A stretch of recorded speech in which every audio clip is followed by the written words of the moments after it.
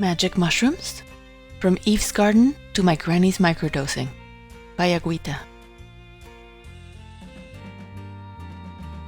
Narrated by Vanessa Weller.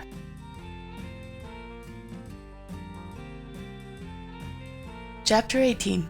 From Stone Age Hunters to Silicon Valley Geniuses. Terence McKenna, in his book The Stoned Ape Theory, proposes the hypothesis that psychedelic mushrooms are responsible for the development of the human mind and potential. He suggests that their consumption, for 2 million years, not only helped humans survive, but was also a determining factor in the development of language and self-reflection. Let's do a test and see if he's right. Close your eyes and listen to my voice.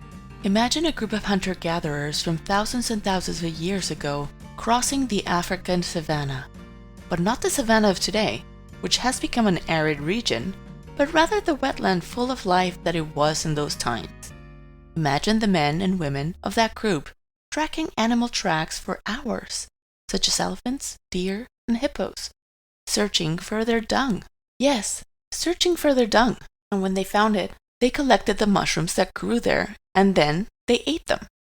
After a while, their minds were filled with celestial visions in which each person came face to face with their spirit protector.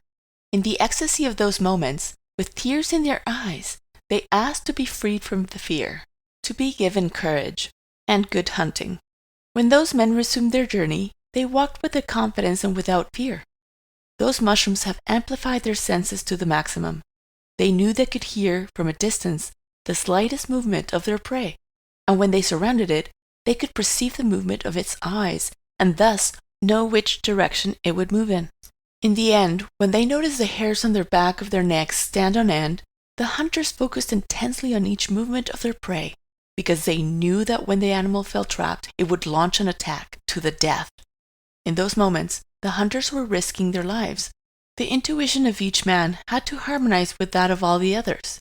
That's how it had to be in order to finish the hunt, safe and sound, and with food for their clan.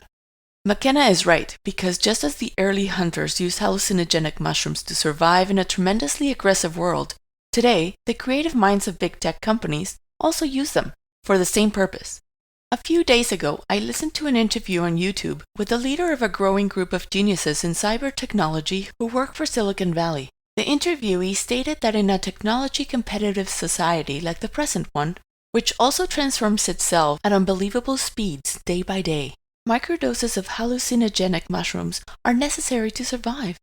According to him, they help dissolve the ego and work harmoniously as a team, be fully present in here and now, and have all 5 senses at their maximum.